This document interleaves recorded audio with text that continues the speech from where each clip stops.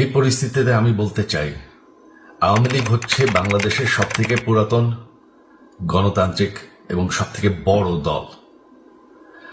আওয়ামী লীগ কিন্তু মরে যায়নি।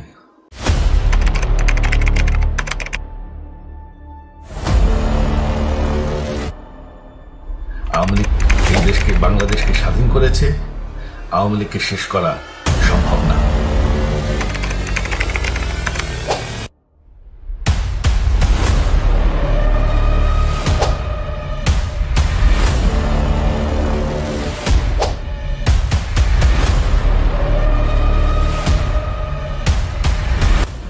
আমরা বলেছিলাম যে আমার পরিবার আর রাজনীতি করবে না।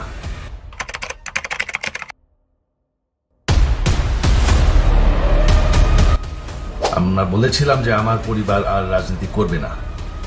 তবে আমাদের নেতাকর্মীর উপর যেভাবে হামলা হচ্ছে, এই পরিস্থিতিতে আমরা হাল ছেড়ে দিতে পারি না। বাংলাদেশে যদি গণতন্ত্র, নতুন বাংলাদেশ গড়ে তুলতে হয়, আওয়ামী লীগ ছাড়া সম্ভব না। আওয়ামী লীগ হচ্ছে সবথেকে বড় দল।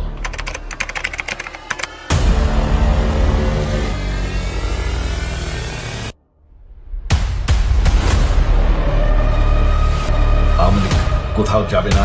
আওয়ামী লীগ শেষ হয়ে যাবে না। আওয়ামী লীগকে শেষ করা সম্ভব না।